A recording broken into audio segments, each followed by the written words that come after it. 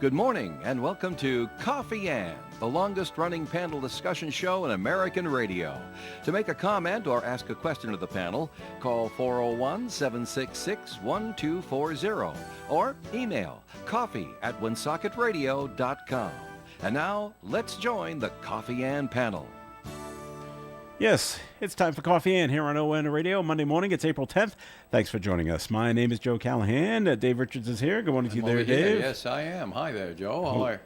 Hi, everybody. Lovely day. Melissa Murray is here. Good morning to you, Melissa. Good morning, and good morning, everybody. Melissa, there you are. And we'll be joined a little later on, around 8:30, by Jay Levinson from the North Smithfield Emergency Management Team, as we'll be talking about the Community Emergency Response Training course that is going to be starting tomorrow in North Smithfield. Jay will be joining us at about 8:30. Did everyone have a nice Easter weekend? Very nice. Go okay? Yep. Good, Very good. relaxing. Very low key. No fires to worry about? No, Fires nothing. are brushing up, and I use that intentionally, Dave. Brush fires. Well, the conditions are perfect for them, and they're all over the place. Yeah. So dry conditions, gusty winds, and poor judgment. Like, hey, I wonder if this will burn. And it does. Yeah, don't, grilling. Oh, I'm just going to dump these ashes over. No, don't do that. Yep. Pasco put on their Facebook page, it's not safe to burn outdoors today, so don't do it. Douglas had 10 acres burned there, and we had brush fires here in Woonsocket and in Gloucester, and we had brush fires in North Attleboro as well. I was telling Dave, the one in North Attleboro, the firefighters had to walk a mile into the woods. Wow. Before they got to the fire. Yeah, that's not good. And carrying the hose. Oh, my gosh. And there was no pond and there's no fire hydrants in there. So they had to bring in the tankards of water, and then they had to call for other towns. We need water. Did they determine the cause? Not yet. Probably not no, yet. No, not yet, but 10 acres burned, so they needed that's a lot of awful. water just to get it under control. So here come the trucks from Rehoboth and Plainville and Swansea and probably Cumberland too. So I get it was the a pretty alerts. big weekend. Yeah, I get fire alerts in you? my email, and there were a lot of them popping up, but I don't get them from Massachusetts. I just get them from Rhode Island. And we have one here in Woonsocket. We had one up Yes. in Douglas and in Pasco And and Gloucester. and for today is too. The red flag is still up.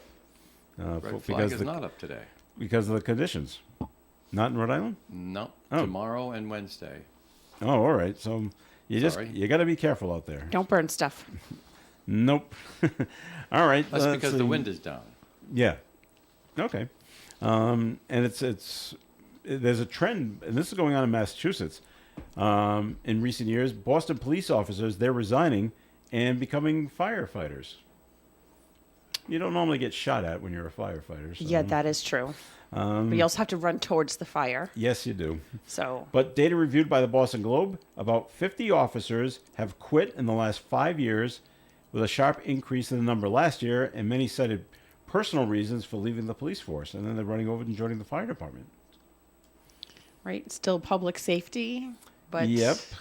A different kind of public That safety. doesn't right, change right, your pension without plan. the Doesn't, yeah. Very little impact. Yep. And this is what happens when you don't treat police officers correctly.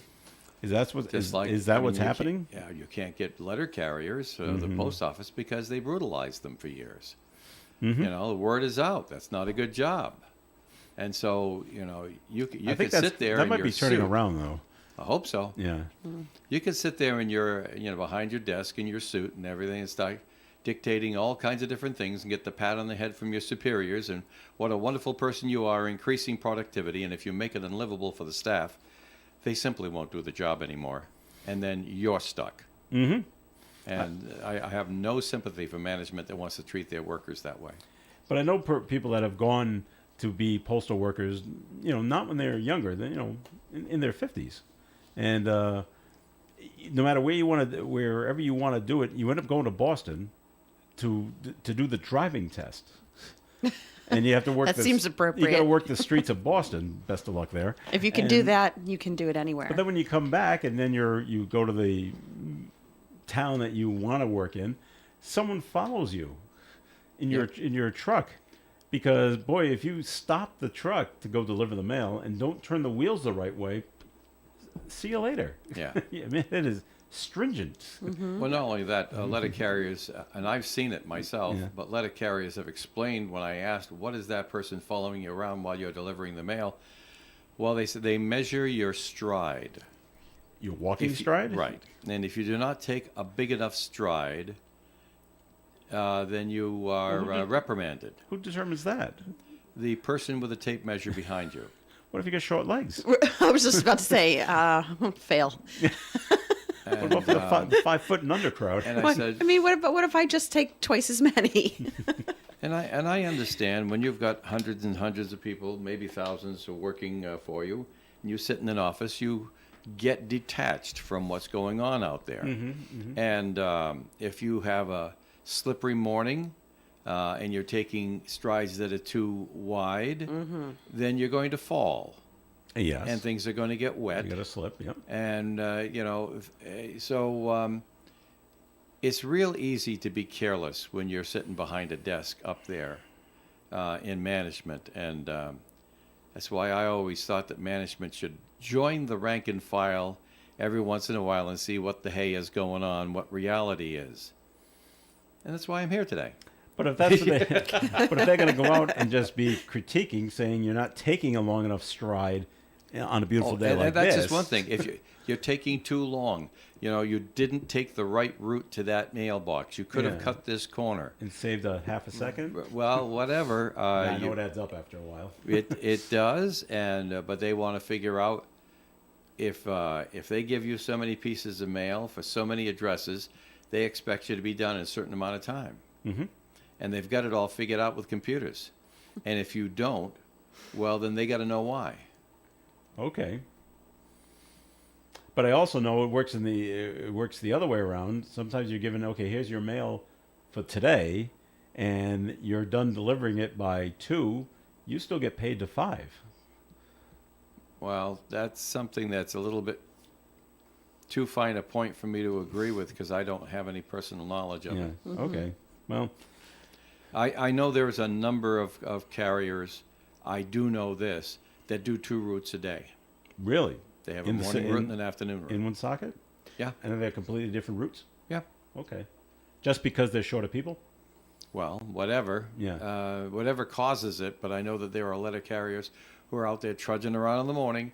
Mm-hmm. Then they take a lunch break, they go grab another sack of mail, and they're off Back in another someplace portion of the else. city Wow. delivering mail there. Well, if you're on the same route, you become efficient. Yeah. All those days when you're like, oh, my mail's a little late, and then you look and there's a different carrier. Yeah. Because they don't know. And they're, you become more efficient at your job the more that you do it. But And- that's and- a tough job. It is a tough job. And and really letter tough. carriers, they become disenchanted. Letter carriers will retire. Mhm. And if so I look at the same thing. If you've got Boston police officers, and you make their job impossible, you make it uncomfortable, you make it so that they don't feel like they want to go anymore, and it's not worth the sacrifice. Then they're not gonna do it anymore, and you're gonna be stuck without people to do the work because you mistreated your workers. That's my opinion, and I'm sticking to it. I remember reading, it was a few years ago, New York City police officers who put in 20 years on the job, and now they're in their 40s, were being hired by JetBlue Airlines to be flight attendants. Great. Yeah, that's a great idea. If you enjoy flying. If you Sure. don't, Well, it's yeah, kind of right, a problem. right, But right. it's like, hey, Nothing they wrong get with nope, flying. they're getting a nice pension, and then they get to Right, they- new now they get- career. now it's a new career. They get to travel, and if there's an issue on the plane, Yeah. you're an ex-cop. Right, right. Your trained for training that. is going to come might come into play. So okay, so Jim Langevin, former congressman here in Rhode Island, has a new job. He's going back to Rhode Island College. He's a graduate of Rick, and when I went to Rhode Island College, Jim went there as well at the exact same time. Mm-hmm. You could always tell Jim, he was the one Right. in the wheelchair on Yep. campus. He's becoming the Rhode Island College Institute for Cybersecurity and Emerging Technologies. He's going to be the head of it. It does say pending funding, so Well, that's already been taken care of. Oh, Melissa's already funded it? No, in as much as feds? petition has been made to the governor, and he has agreed to amend his budget his to budget. include it in the budget so that the legislature can fund it. Okay. I don't expect there's going to be a great deal of controversy on this one No. because you're just taking dollars from one place and putting them in another. Seriously, Right. they're just going to juggle things around. But once his position has been outlined in the budget and it is funded in the budget, then unless the legislature defunds it, and I don't see that happening, then it's going to happen. Okay. And what I read is another college wanted Jim to do Sure. the exact same job. And he said he was holding off. He was, I really want to do it at my alma mater. Aw. So he was just waiting for the governor to say, okay, I'm going to put it in the funding will be put in for you. Okay, I'll take it at Rick. And it's probably a much shorter commute for him anyway. I wouldn't and be he- surprised. And he likes Rick, so Yeah. so that's nice. And I will tell you that URI gets the lion's share of the budget by Do they? far. Well, By far. They're a much bigger But organization. like, But Rick and CCRI get the short end of the stick. they sure do, especially CCRI. But we're trying to change that It's tough. because CCRI is an invaluable school. It's accessible to so many more people, and you get your first years in there, and you can. But transfer. they don't have a football and a basketball team. Well, Yeah, they got that's right. They They- got basketball. Oh, yeah? I think. Well, you never hear about it. No, you never hear about it. But you are right. If you go through those budget items and you go through what URI gets. what's yours, what's Well, I worked there for quite some Sports-wise? time. sports wise, And, coaches. Oh my gosh. Oh, their you salaries. you just can't have an institution of higher learning the size of URI and have efficiency. It's just not going to happen. And but I can make a suggestion. Just defund the service revolvers for the security staff. They don't want them anyway. But they're forced to carry weapons, firearms. So, just say, hey, we'll take that out of the budget. No ammunition for you. Just carry the gun. Well, carry it if you want, or give it back to us. We'll sell it at the next gun show. But Melissa, that's at every state for the colleges and their coaches at the universities. Yeah. Are always the highest paid state They employees. are. They are. It- and it then, seems. yeah, and especially when you go down and you look at the difference between the men's sports and the women's sports, the disparity is huge. Oh, between the coaching. Oh, and yeah, As huge. opposed to what the men get, as opposed to what Yeah. the women get. So I always Oh, get a little I bet it's- salty I when bet I, it's big. look at that, and then I'm like, we Now stop right there, lady. I do get salty, Stop not right- because of that, but also because Stop like, right there, lady. Let me engage you in a discussion about that if we have time, Mr. Moderator. Well, you got about 2 minutes. before I that seems take like a good break. amount of time. Yeah, I'm sure you would. Being the product of a flaming women's liberationist, let me just point this out.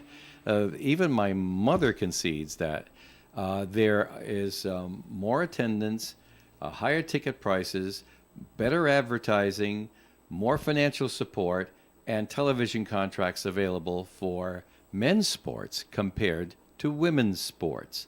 And so that's why you see a difference, because they are not as commercially viable.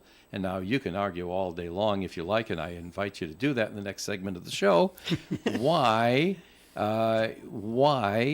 should women's sports not be as commercially viable as men's sports? And you can shame anybody you want and say this is the way it should be, and I will just agree with you. But the reality is that men's sports are more commercially profitable and therefore demand a bigger ante to establish them.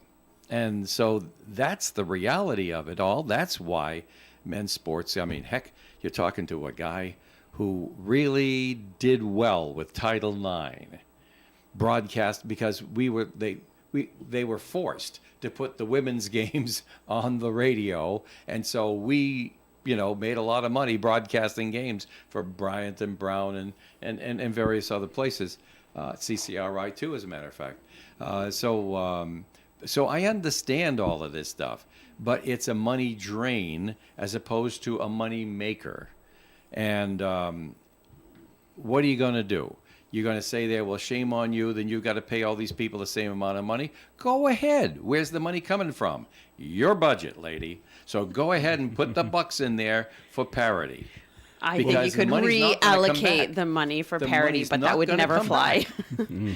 Well, think about your answer to that, Melissa. And we're going to take a break here in the Coffee and program. More is coming up. And if you want to comment on this or anything else, give us a call, 766-1240.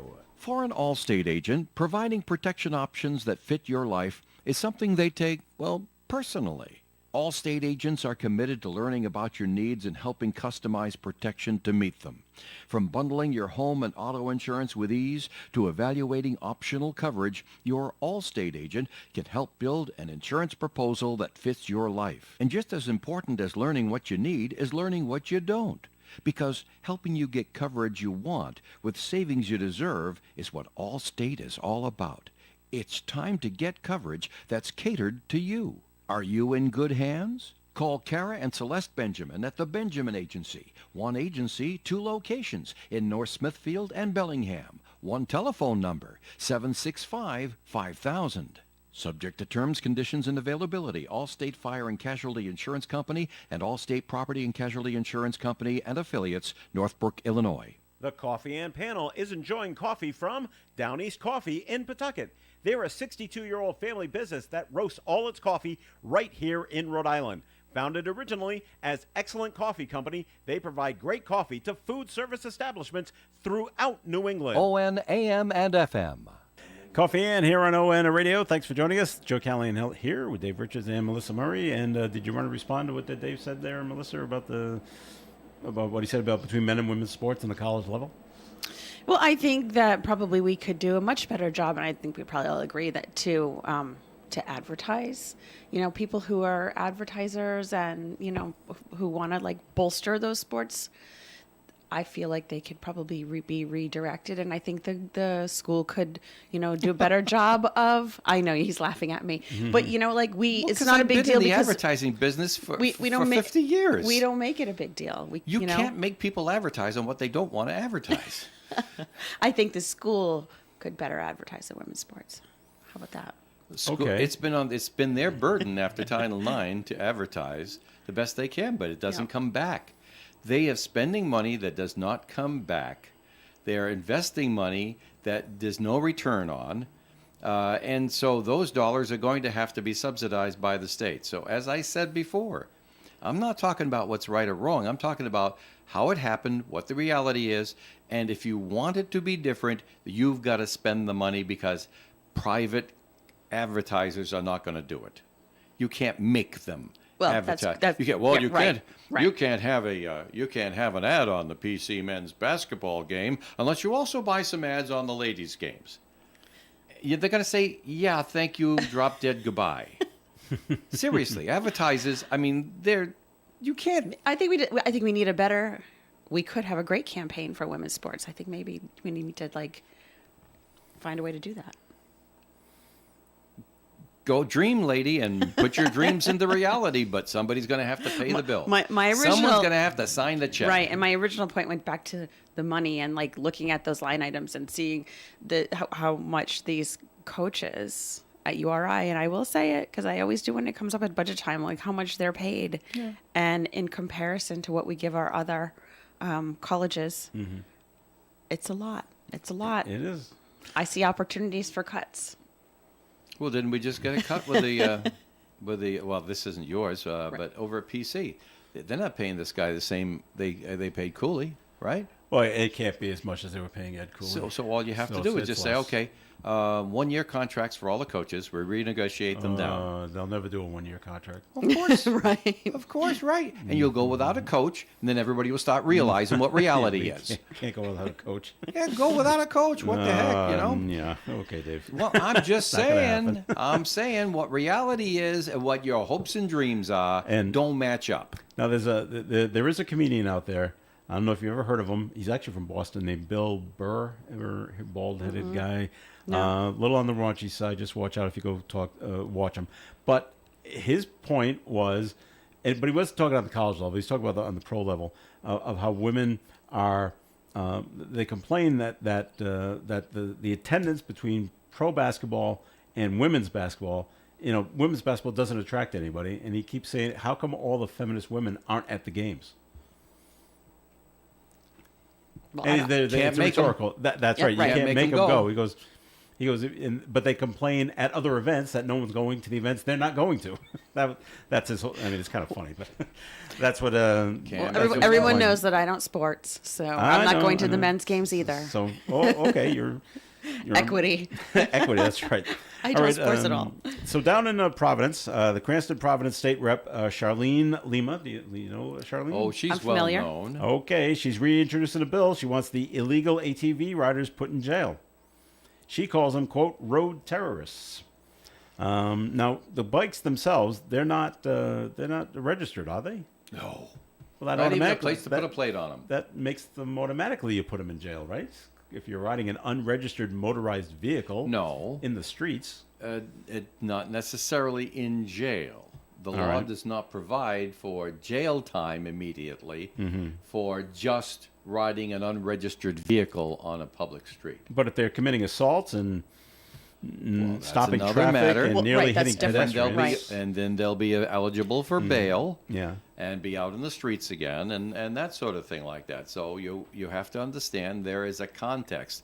And what Charlene wants to do is she wants to put some teeth in the law so that police officers have more latitude in how to treat the scofflaws. Okay. That the And- penalty is higher. Because the problem right now is that the police are being laughed at by the group of marauding motor Bike riders, vehiclists. yeah. They're being laughed at and challenged. And the police have to act with restraint because there's just so much that they can do.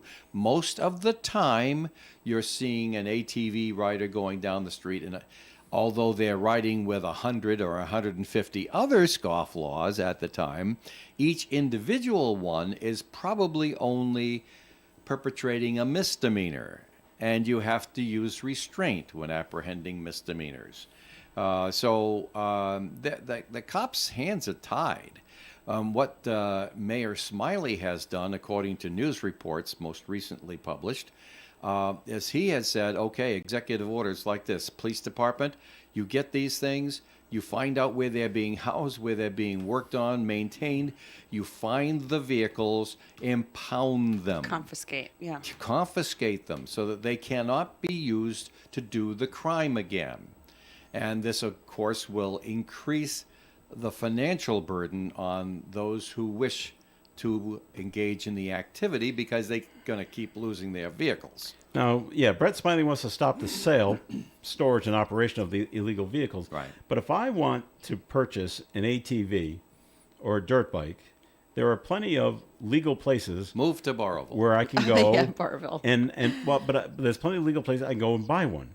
Now, isn't the onus on me to get my dirt bike registered, or You the do not ATV? register dirt bikes. You don't. They don't even have a place to put the license plate on it. So where am I riding them? The reason, let's go back a little bit more and try to see if we can explain this. ATVs and dirt bikes specifically, there's other vehicles they're using. For off-roading. Right. I understand that somebody souped up a riding lawnmower and made that part of it. That there are laws in the state of Rhode Island that each vehicle registered has to comply with. So these devices, first of all, the motors don't have catalytic converters on them, so they're not going to meet emission standards. They can't be inspected and pass. They many times do not have fenders, which are regulation fenders, to keep dirt and rocks from flying up from the wheels and damaging another vehicle or another person or something like that. In other words, a dirt bike has half fenders on, by the way, and only some of them have half fenders. Some of them don't have that, even that. That just to keep the dirt from going up the back of the rider. They also do not have turn signals, brake lights, headlights, or any other things that registered vehicles are mandated by law to have. So you can't register them Okay. because they can't be inspected. Yeah, they're for off-roading. That's, So yeah, where they're do never you meant to. where do you go ride them? in the woods, Private on property trails. with written permission.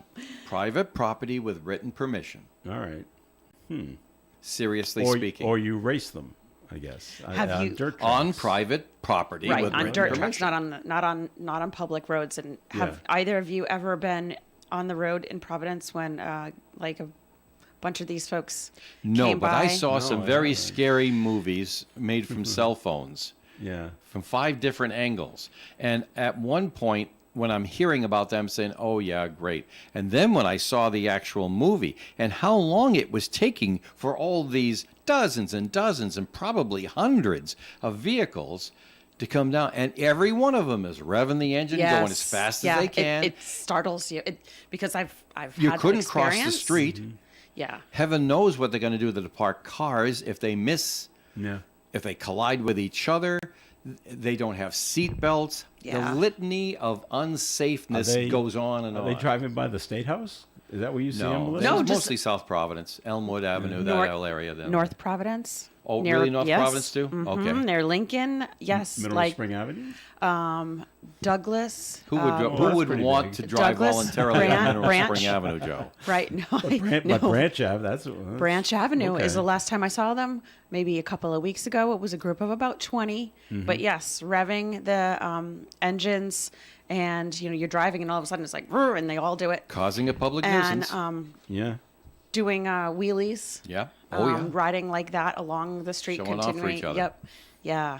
And it was. You're like, wow, that's. If you'd ever Like, seen out of the nowhere, it video was that I startling. saw, Yeah, it was startling. You would not be making excuses for these people because they are all out there daring the cops to do something, it's thumbing their crazy. noses at the It's police. crazy. And the police are duty bound to use restraint and try not to cause any further problems. But at the same time, they have to somehow disincentivize these people to do things. It's a slippery slope. I just realized the area that I saw it was in front of a school, and they happen to have one of those, traffic cams there. Oh, yeah, that take 20 your- miles an hour. Speed cams. yeah. Speed cams that take your license plate, except they There's have no no license license plate. plates. So they are basically going zipping by a school, revving their engines, doing wheelies, and doing all kind of crazy things. And the camera's probably going off like crazy. Which is Yes, great. snapping But pictures. It's snapping great fun pictures if you're if- doing it on private property. Right. Yeah. Right. Yeah. Okay. And I have done that also. And it is fun, but never on a street. It is a huge concern. I've seen it, and it's pretty scary. I haven't seen a group of 100, but I'd be pretty nervous if I did.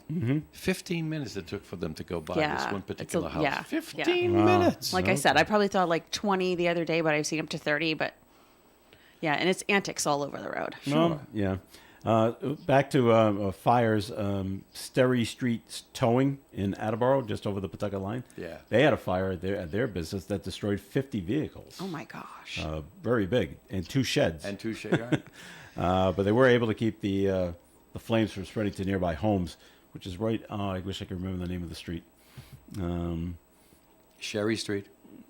Well, yeah, but the main street that is perpendicular to it. Okay. It's right. All right, when you're going down Route 1, there's a light right at that restaurant, Spumoni's restaurant in Pawtucket. You take whatever the street that is. You take a left, and Sterry Street is down that way. That's where this fire took place. But big, 50 vehicles. That's That's going to really, it's going to really hit the bottom a line. lot of oil, a lot of flammable Yeah. liquids. Oh my gosh. That'll be a fun call to the insurance company this morning. We need a very large check to reimburse us for this. So. Can you imagine you take your car in and get a call? It burnt.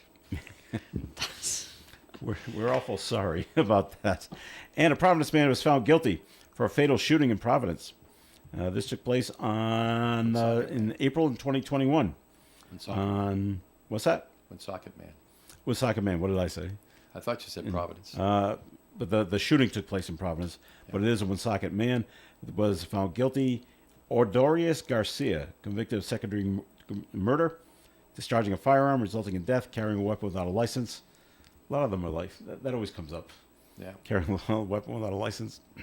Shot Isaias Bullis of Providence on Atlantic Avenue. So Garcia is at the ACI right now. He's pending his sentencing, which will come up probably in a couple of months. All right, we're going to take a break right now and take a look at the forecast, which is being brought to you by the U.S. Department of Health and Human Services. Sunny skies today with a high of 63 degrees and a slight breeze from the west. Tonight, mostly clear, overnight low 39, calm wind. Tuesday's weather, mostly sunny skies, 73. Wednesday, partial sunshine and 73. Thursday, sunshine and 82. Friday, sunny and 85. Saturday, partly sunny and 78. And next Sunday, 30% chance of a shower, mostly cloudy skies and a high of 68. And currently outside the Navigant Credit Union broadcast studio on the corner of Park Avenue and Kennedy Street, sunny skies, temperature is really going up. We are at 45 degrees.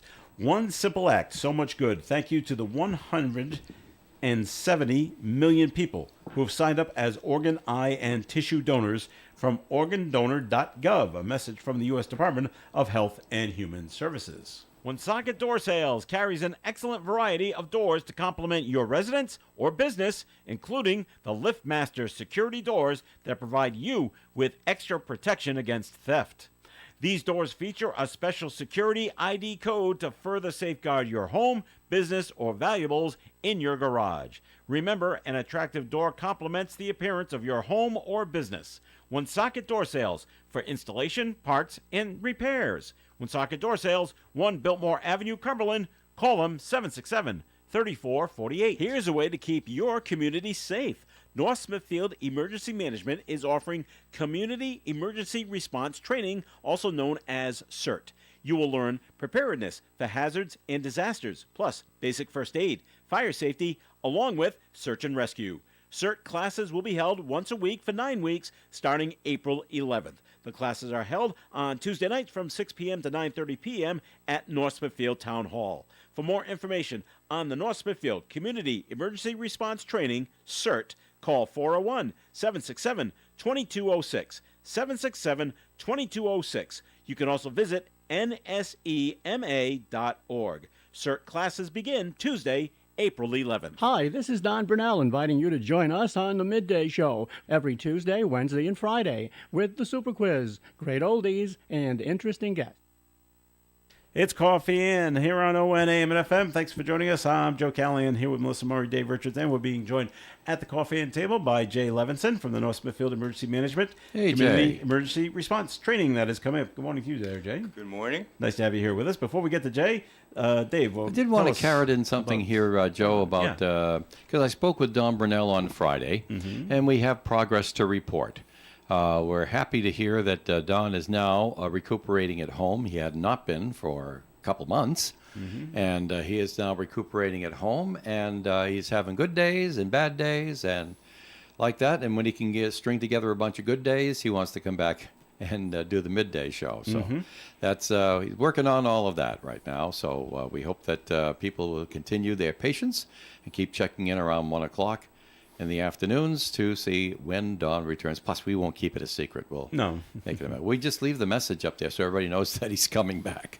Well, he's listening to doctor's orders right now. Well, he is, yeah. and recouping still. So Yeah, this is tough, and I know everybody's laughing at COVID now, but Don told me, he says, this is no laughing matter. So he got a bad case of it. yeah. And where do you get it? I don't know. Where do you get it? You go to the restaurant, you go to the grocery store, whatever. But somehow he's recovering.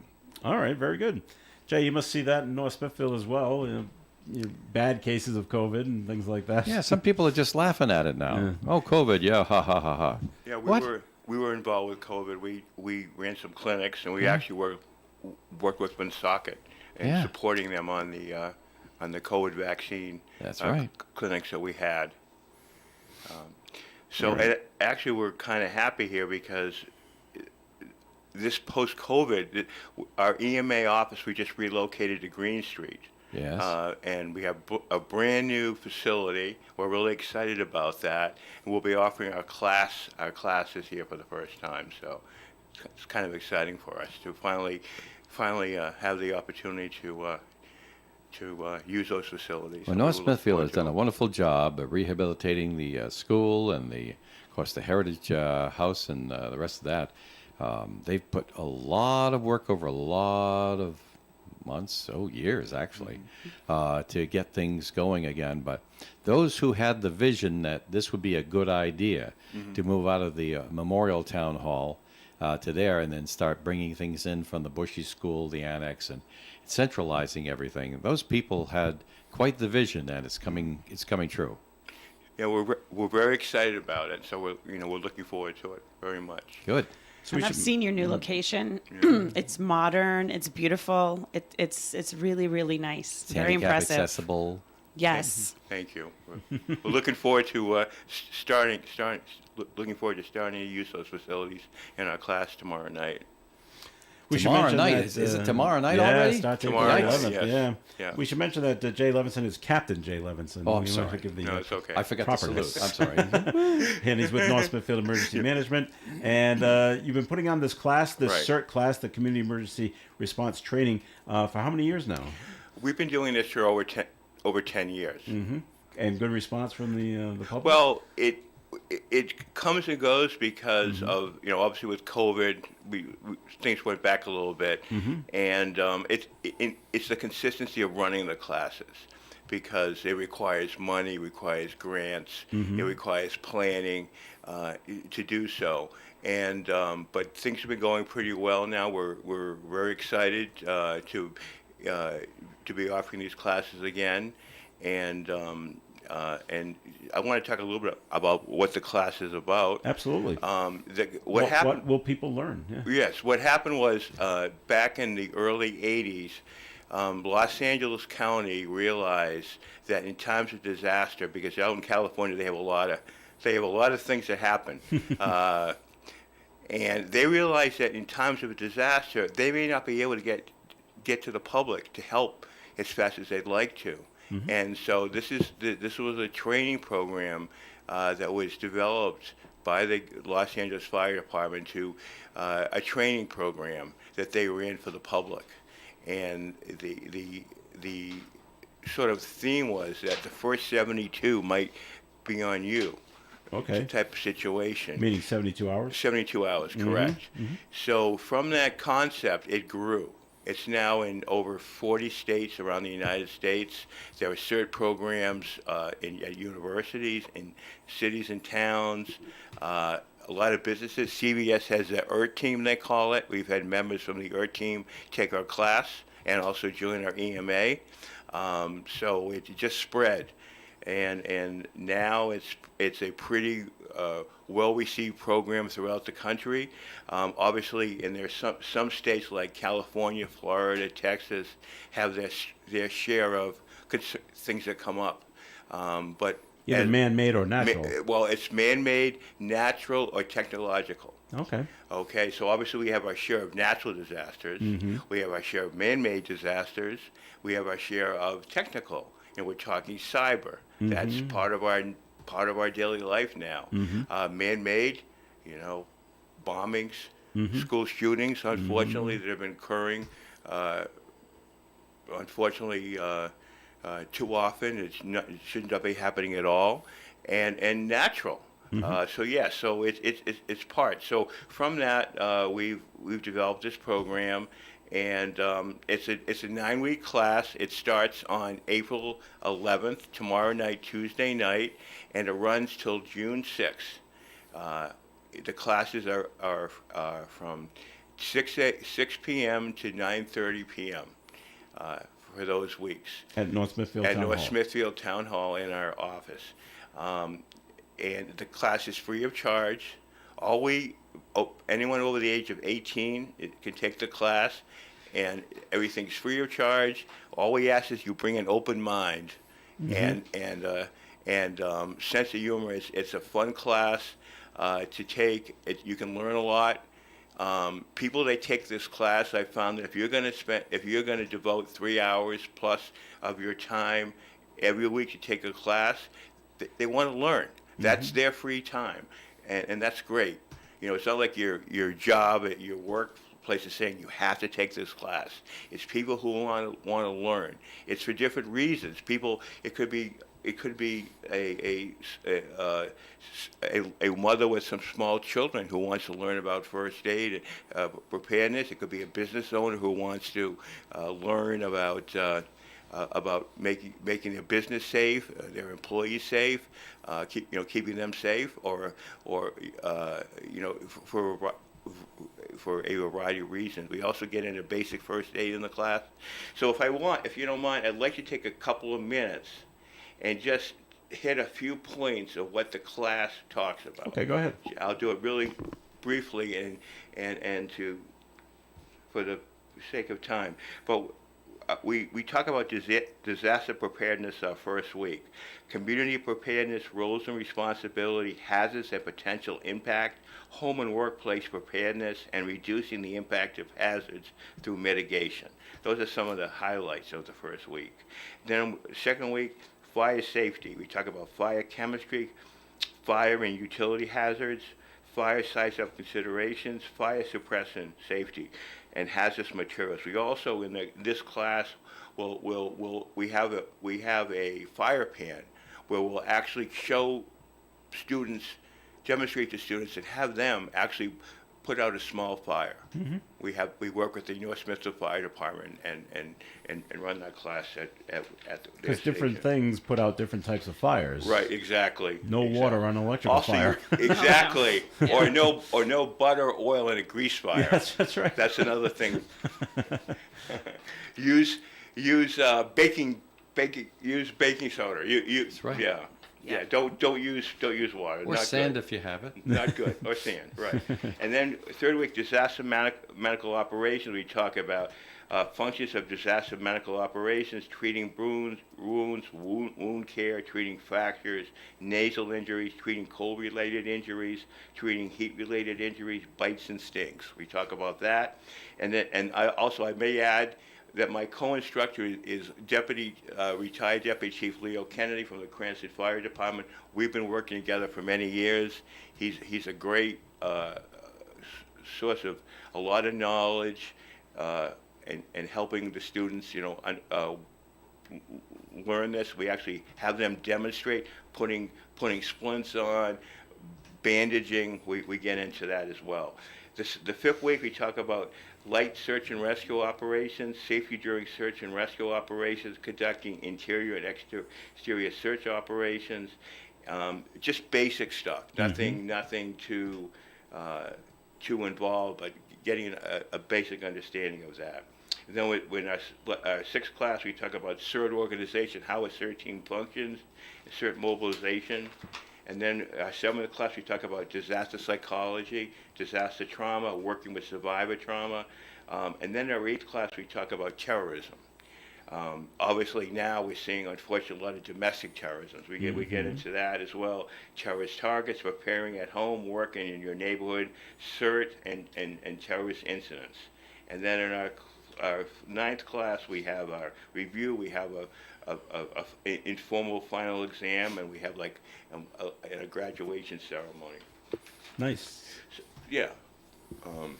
When you take the class, and then let's say something happens out in the public, are the students given something where they could show, like the police or fire, that say, "Hey, I've been trained in CERT. Right. I'm here to help you guys." Right.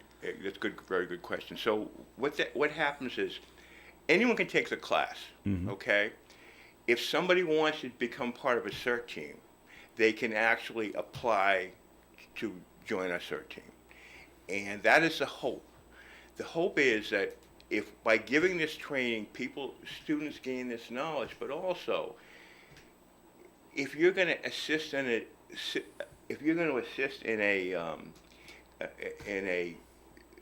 an emergency, you want your home. You want to take care of your home and your family first if you're going to go help other people. Mm-hmm. So it gives you the training and understanding how to do that. So our hope is that once people take the class, they'll want to be part of the team. They'll actually join the CERT team. They'll have that basic training. In addition, our EMA agency also offers first aid classes. We do CPR. We have a ham radio class. We have different classes that we offer. In addition to that, if somebody wants to join our class, but you don't have to join the class. I'm sorry, you don't have to join the CERT team, but we encourage you to do so if that is your choice. But the good thing about this is that citizens take this class, and then they can pass this knowledge on to their family, their friends, and so in reality, it helps. It assists in times of it'll assist us, assist maybe indirectly, but it will help. I've had many groups from our North Woonsocket take the class. I had a church group many years ago. I think about 9 to 10 members of a CERT group who took the class, and that was they chose not to join the CERT team, but they took the class. So it helped their families, and maybe their CERT, their church in ways. So again, it does help. It not only helps. In the town, we also offer this class to other town citizens. We offer to Smithfield, Woonsocket, Cumberland, Lincoln, Burrville. So again, we offer that because we're a small state, and this is bringing people together. We work closely with other EMAs throughout northern Rhode Island, and we're actually forming a joint task force to help. Especially in these small towns where they have limited police, limited fire, first responders, and we realize that this is just another support system to help. All right, we're going to take a break here in the Coffee and program, but before we do, one message has been called in, 766-1240, and it just says about EMA. Jay, it just says congratulations, and for all the efforts that you do, thank you. Thank you. That's very nice. 766-1240 if you'd like to call in a comment or question. More Coffee and coming up. Stay tuned. So you're remodeling your home and you want to find just the right flooring. So off you go to DRL Carpet. Why? Because they have the best selection and prices in Rhode Island and Massachusetts. That means you don't have to wait. Plus, it means you can get it installed now. So first you get the best price. Next you get the best service and you get the best selection. Whether you're looking for carpet, tile, hardwood floors, the place to shop is DRL Carpet, 27 Veterans Way, Woonsocket, next to World War II Veterans Memorial Park. DRL Carpet reminds you there's a big difference between getting the job done and getting the job done right. DRL Carpet of Woonsocket. Our family caring for your family. The Holiday Retirement Home is a skilled nursing and rehabilitation facility with a home-like atmosphere where laughter is the best medicine. The Holiday keeps their patients and residents involved in varied activities and events so they have the opportunity to live life to the fullest. The Holiday Retirement Home has their own in-house physical, occupational, and speech therapy staff with more than 300 years of combined experience. Stop in for a tour. The Holiday is right off Route 99 on Sales Hill Road in Manville, and for more information you can visit their website at holidayretirement.com. It's time for the annual Breakfast with the Saints at the St. Anne Arts and Cultural Center. Enjoy a breakfast buffet under the center's magnificently frescoed ceiling. The breakfast will be held on Sunday, April 30th from 8 a.m. to 11 a.m. Tickets are $20 in advance or $25 at the door. Tickets are available at Belo's Flowers, Creative Impressions, The Honey Shop, Timeless Antiques, Vos True Value Hardware, or visit the St. Anne Arts and Cultural Center website. Coffee and here on ON Radio. Thanks for joining us this morning. This is Joe Callahan here with Dave Richards, Melissa Murray, and we're here with Captain Jay Levinson from the North Smithfield Emergency Management Community Emergency Response Training that starts tomorrow and runs for 9 weeks, April 11th through June 6th, 6 p.m. to 9:30 p.m. every Tuesday at the North Smithfield Town Hall. And Melissa, you had a question for I do. Jay? I have a couple of questions. So Go the ahead. class starts tomorrow. Is there still time for people to sign up for tomorrow's class if they're interested and they're like, oh, this sounds great, I want to do it? How Yes, do they do that? Absolutely. I have some phone numbers to give out, but yes, the first week or so was fine. We also offer makeup classes if somebody does join late. We do that. We found we have to be very flexible because people have busy schedules. Yeah. And 3 hours is a three and a half hour is a big commitment Right. to make every week. But so we appreciate people who take the time out of their day to take this class. What we also find is that people have various backgrounds. I've had a variety of people taking this class. I've had teachers, I've had law enforcement take it, I've had retirees take it, I've had, mothers, moms take it, stay-at-home moms take it, just a gamut of people. And all these folks bring a wide variety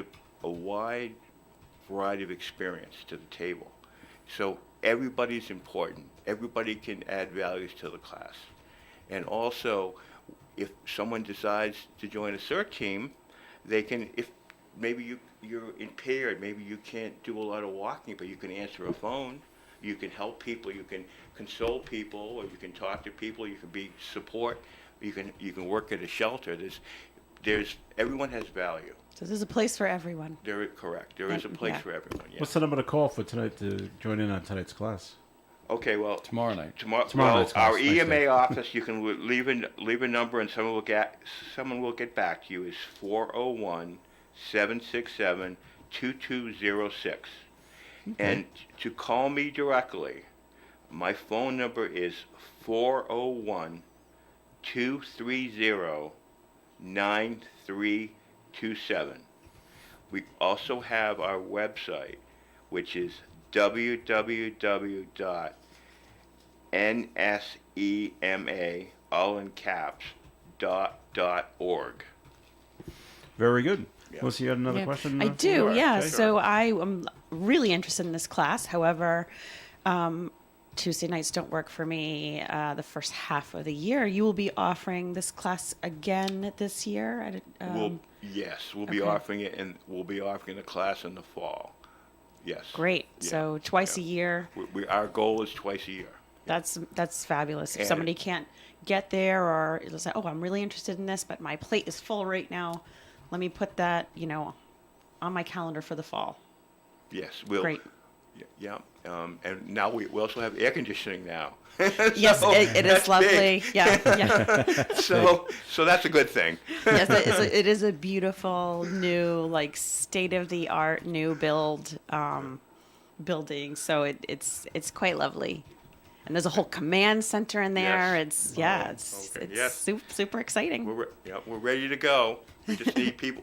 We just need people that want to learn, and let me also add that people who successfully go through the class, they get a certificate, and they also get a cert bag with all kinds of handy things to have in times of need, whether it's Like bandages or splints or things like that? they get a small first aid kit. They have a helmet. They have rope. They have flashlights. Different things that you could use. Okay. Yeah. Very different good. things you could use. Yeah. Right. Dave, we don't want to keep you out of this, so if you had a question for Jay, you just... What's the question? This is the guy with No, do all you the have- answers right here. I yeah, know. but do you have a question for him? No, I understand what he's Okay. doing. Remember, I've taken all this stuff before. All right. And I didn't take it here in North Smithfield. We had to take it for employment once before. And it gives you an amazing feeling of security and confidence when you have all this this knowledge having been given to you, so that if you happen to find yourself in a situation where another creature needs your help, you may be of service to them, and that really makes you feel like $1 million. So anybody who's interested, especially people who are getting,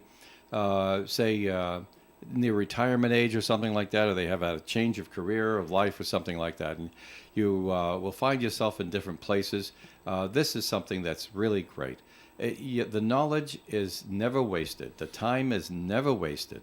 And you say to yourself, well, I don't know if I can remember all that stuff. Believe me, when the chips are down, it'll come back to you, and you will remember enough to be of service because of the way you teach Right. it. You brought up a very good point, because it's true. We throw a lot of knowledge at people.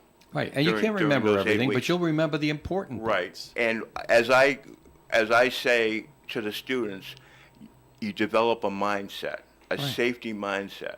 how to think. You also learn how to think outside the box. Sure. And you may not have that you may not have that emergency backpack with you. You may not have certain things. Oh yeah, you might not have an So- AED. You right. might have, right. So you learn how to think outside. Like, I'll give you an example. Just something of thinking.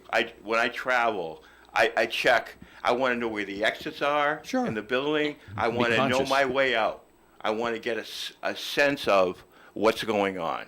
And if you walk into a room and Right. something has gone on, you will be trained with this course Right. to immediately evaluate how to respond without putting yourself in danger.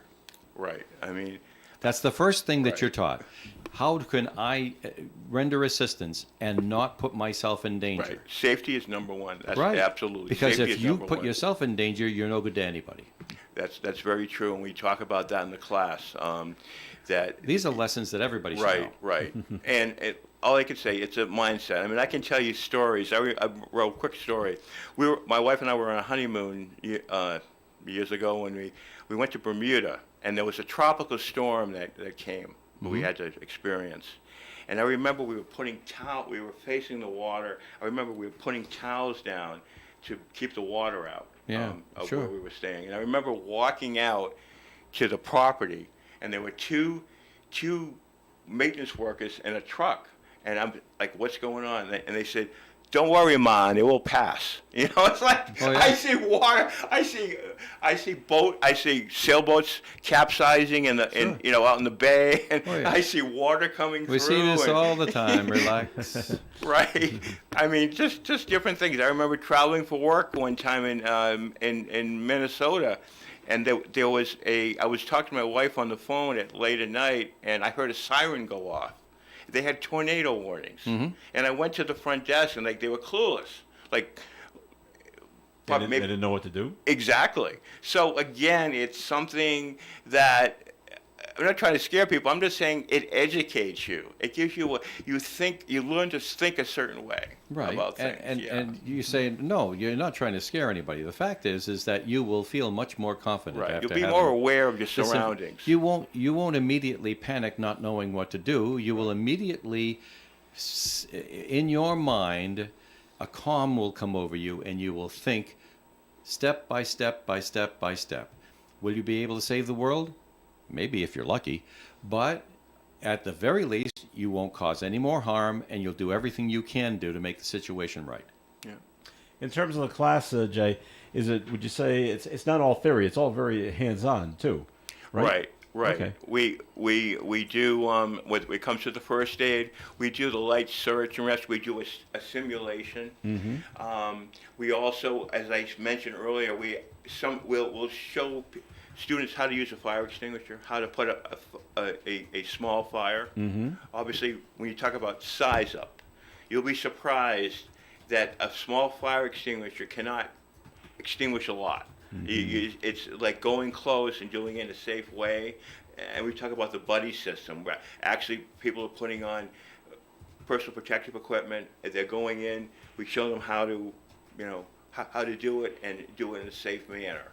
And a lot of this is prevention, making your house safe, making your workplace safe, checking your outlets, checking for any kind of obstacles in the way of being able to get out of your house, or escape. That's really important. Any kinds of hazards. It could be there's things you have to take the time and really look at things carefully.